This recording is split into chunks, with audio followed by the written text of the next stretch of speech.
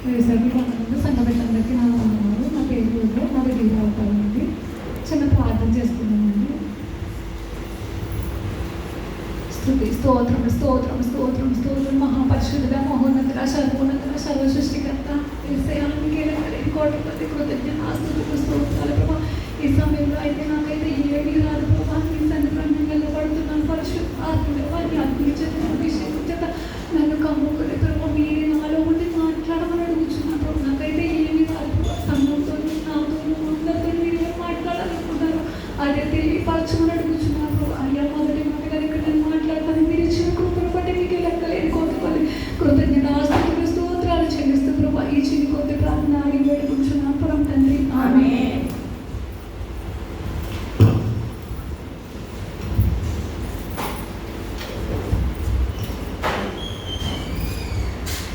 యేసయ్య మన కొరకు బలియాగంగా సిలువలో మొదటిగా మాట్లాడిన మాట అండి. లోకాసువార్త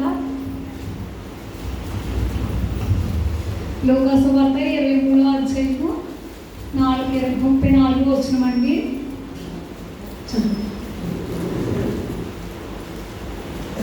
తండ్రి మీరేమి చేయించున్నారో మీరు ఎరుగురు కనుక వీరిని క్షమించమని చెప్పాను. యేసు మనతో మాట్లాడిన మాట ఏంటంటేనండి, తండ్రి మీరు ఏం చేయించున్నారో మీరు ఎరుగురు కనుక వీరిని క్షమించుడి అని చెప్పారండి.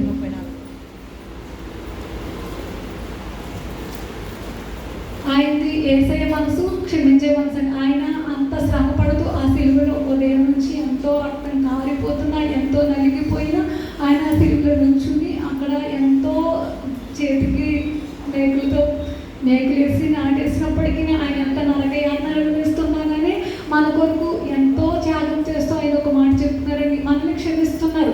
తండ్రి మీరు ఏం చేస్తున్నారో మీరు ఎరుగురు కనుక వీరిని క్షమించండి అని చెప్తున్నారండి. అంటే దేవుడు తన ప్రణాళికలో ఏమనుకున్నాడంటే ప్రతి బిడ్డ పాపంలోనే ఉన్నారు, కానీ వాళ్ళని పాపం నుంచి విడిపించడం కొరకు నేను బలియాగం అవుతున్నాను, వీరిని క్షమించాలంటే తండ్రిని అడగాలి అని తండ్రి మీరు ఏం చేస్తున్నారో మీరు ఎరుగురు కనుక వీరిని క్షమించమని అడుగుతున్నారండి. అలాగే మత్తయి సువార్త 5వ అధ్యాయము 44వ వచనం చదవండి ఒకసారి. నేను మీతో చెప్పినది ఏమనగా మీ పరలోకమందున మీ తండ్రికి కుమారులై ఉన్నట్లు మీ శత్రువులను ప్రేమించుడి, మిమ్మల్ని హింసించు వారి కొరకు ప్రార్థన చేయుడి. ఆయన ఏం చెప్తున్నారంటేనండి, మనల్ని మనం పిలుచుకున్నారండి.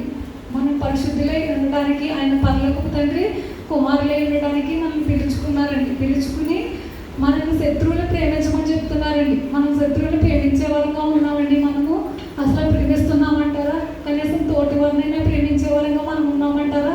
క్షమించే వారంగా మనం ఉన్నామంటారా? ఒకసారి మనల్ని పరీక్షించుకుందామండి. తర్వాత కొలస్సీలకు రాసిన పత్రిక 4వ అధ్యాయం 12వ వచనం అండి. ఒకసారి 12, 13 చదువుకుందామండి.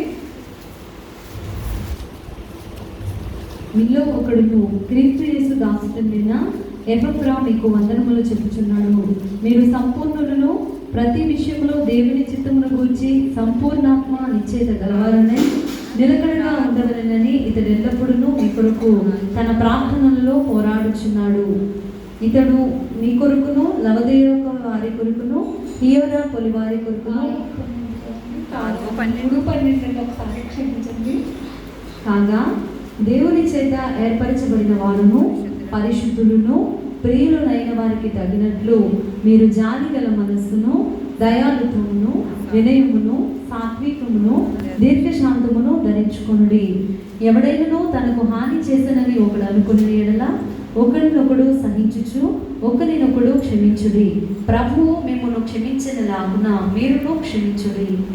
మనతో ఏం చెప్తున్నారంటే దేవుడండి, మనము ప్రియులమైన పరిశుద్ధులమైన ప్రియులైన వారికి తగినట్లుగా జాలి కలిగి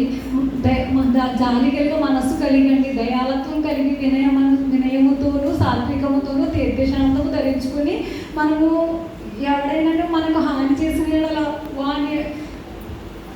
ఒకరిని సహించాలండి.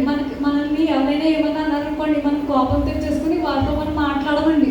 ఎవరైనా సరే ఒక్క మాట అంటే చాలు, అయ్యో నన్ను ఇలా అంటాడా అని పగ పెట్టేసుకుంటామండి. అలా పగ పెట్టుకోవద్దు. మీరు సహనంతో ఉండండి, తర్వాత ఏమో జాలి కలిగి ఉండండి, దయాత్వం కలిగి ఉండండి అని చెప్తున్నారండి. మన తోటి వారితో మనం ఎలా ఉండాలంటే సహనంతో, జాలితో, దయతో ఉండి మనల్ని ఒక మాట అన్నా క్షమించే వరకు ఉండాలండి. యేసయ్య మనసు క్షమించే మనసు అండి. ఆయన ఎంతో మనల్ని ప్రేమించి ఆయన బలియాగంగా సిలువలో నిలబడి మన కొరకు ప్రాణం పెడుతున్నప్పటికీ ఆయన మన కొరకు క్షమించండి అని మాట్లాడుతున్నారు. తండ్రిని అడుగుతున్నారు. ఆయన యేసయ్య తండ్రిని అడుగుతున్నారు, తండ్రి మీరు ఏం చేస్తున్నారు, మీరు ఎరుగు కనుక వీరిని క్షమించండి అని తండ్రిలో ఆయన చెప్తున్నారండి. కానీ మనము మన పక్క వారిని ప్రేమిస్తున్నామా, మన ప్రక్క వారిని క్షమిస్తున్నామా అండి? క్షమించలేకపోతాం. మొదటిగా 10 ఆజ్ఞలు ఉన్నాయి కదండి, అందులో యేసయ్య 2 ఆజ్ఞలుగా మార్చారండి. మత్తయి సువార్త 22వ అధ్యాయము 37-38 వచ్చిన చదువుకుందామండి. అందుకన్నా నీ పూర్ణ హృదయముతోనూ నీ పూర్ణ మనస్సుతోనూ నీ దేవుడైన ప్రభువును ప్రేమింపవలనది ఇది ముఖ్యమైనదియో మొదటిదినో అయిన ఆజ్ఞ. నిన్ను వలె నీ పొరుగు వారిని ప్రేమింపవలనను 2వ ఆజ్ఞయు దాన్ని బట్టిదే. ఆయన మనకి 2 ఆజ్ఞలు అంటే 10 ఆజ్ఞలు ఇచ్చారండి. వాటిని పొడుచు చేసి 2 ఆజ్ఞలుగా మన కొరకు చేశారండి యేసయ్య. అందులో ఒకటి పూర్ణ హృదయంతో, పూర్ణ మనసుతో, పూర్ణ ఆత్మతో దేవుడిని ప్రేమించమన్నారండి. మనం దేవుడిని ప్రేమిస్తున్నామండి. అలా పూర్ణ హృదయంతో, పూర్ణ ఆత్మతో, పూర్ణ మనసుతో దేవుడిని ప్రేమించగలుగుతున్నామా? ఈ లోక ఆశల కొరకు, ఈ లోక భోగాల కొరకు, ఈ లోకంలో ధనాపేక్షల కొరకు పరుగులు పెడుతున్నామా అని ఆలోచించుకోవాలండి. మన కొరకు మనము పరుగులు పెడుతున్నామే తప్ప దేవుడిని ప్రేమించే వరంగా మనం లేవండి. యేసయ్య మనల్ని ప్రేమించే వరంగా ఉండబట్టే కదా ఆయన సిలువలో అంత త్యాగం చేశారండి. ఆయన చేస్తూ కూడా మొదటి మాటగా ఆయన పలికింది క్షమించండి తండ్రి, మీరు ఏం చేసినా మీరు ఎరుగురు అంటే మీరు క్షమించమని అడిగారు. మనం అలా క్షమించగలుగుతున్నామండి. అలాగే 2వ ఆజ్ఞగా నిన్ను వలె నీ పొరుగు వారిని ప్రేమించమన్నారండి. నిన్ను వలె నీ పొరుగు వారిని మనం ప్రేమిస్తున్నామంటారండి. మనం అందరము ఒకసారి మనం కోచింగ్ చేసుకుందామండి. ఎవ్వరు అంటే నేను ఏమి చేస్తున్నానని కాదండి, ఒక మాట దేవుడు చెప్పమని చెప్తున్నాను. నన్ను నేను సరి చేసుకుంటూ మన సంఘాన్ని కూడా సరి చేసుకునేలాగా నేను మాట్లాడుతున్నానండి. ఇందులో తప్పులుంటే క్షమించండి. కానీ నిజం చెప్పండి, మన పక్కన ఉన్న వారిని క్షమించగలుగుతున్నామా? మన పక్కన కూర్చుని వారిని క్షమించగలుగుతున్నామా?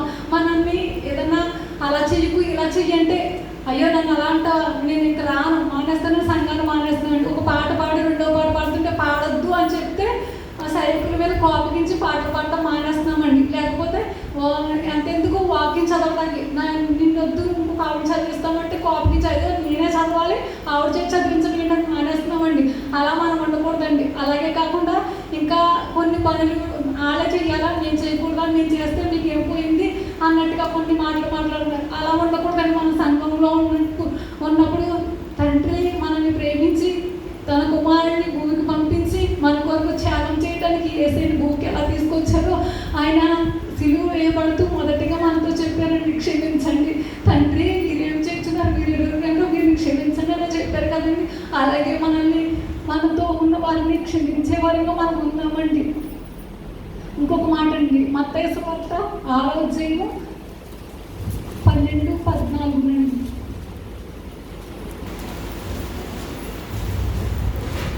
మరణస్థులను మేము క్షమించిన ప్రకారము మరణములు క్షమించుము. అవునండి, మన రుణస్తుల్ని మనం క్షమిస్తేనే దేవుడు మన రుణస్తుల్ని మనం క్షమిస్తున్నాం కాబట్టి మనల్ని కూడా దేవుడు క్షమిస్తాడండి. తర్వాత ఎఫెసీయులకు రాసిన పత్రిక 4వ అధ్యాయము 26వ వచనం.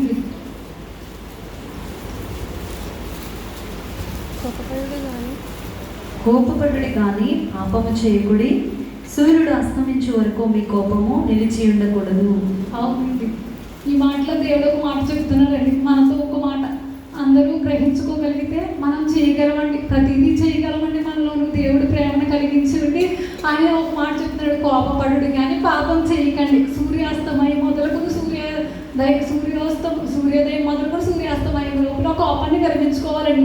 అవునండి, మనం ప్రతిదీ కోపం వస్తుందండి. రాకుండా ఎవరు మానవజన్ మనకు ఆ కోపం రాకుండా ఎవ్వరికీ లేదండి. ప్రతి ఒక్కరికి కోపం వస్తుంది. ఏసైకే వచ్చిందండి. అక్కడ సన్నిధిలో రోగాలు అమ్మేవారు మధ్యలోకి వెళ్ళి కోపడ్డారండి. యేసయ్య అంత దేవుడే కోపడ్డప్పుడు మానవుడిగా మనం అంత కోపడని వారు కాదండి. కానీ ఆ కోపాన్ని మనం ఏం చేయాలండి, విరమించుకోవాలి. సూర్యోదయం మొదలుకొని సూర్యాస్తమయం లోపల మనల్ని ఎవరైనా ఏదన్నా అనుకోండి, కోపం వచ్చింది, దేవుడి సన్నిధిలో పెట్టాలండి. అది కోపాన్ని ఏం చేయాలంటే దేవుడి సన్నిధిలో అప్పు చెప్పి యేసయ్య నీకు అప్పు చెప్పుచున్నాను, నీ చిత్తము నీ ప్రణాళిక వాళ్ళు ప్రవర్తించిన ప్రవర్తనని క్షమించి నన్ను కూడా క్షమించని అడిగి అప్పుడు మనము ఎదుటి వారిని క్షమించే వారుగా మనం ఉంటామండి. అలా దేవుడు మనల్ని క్షమిస్తాడు, వాడిని క్షమిస్తాడండి. అందుకొరకు మనము సూర్యోదయం మొదలు సూర్యాస్తమయం లోపల ఆ కోపాన్ని విరమించుకునే వారుగా ఉందామండి.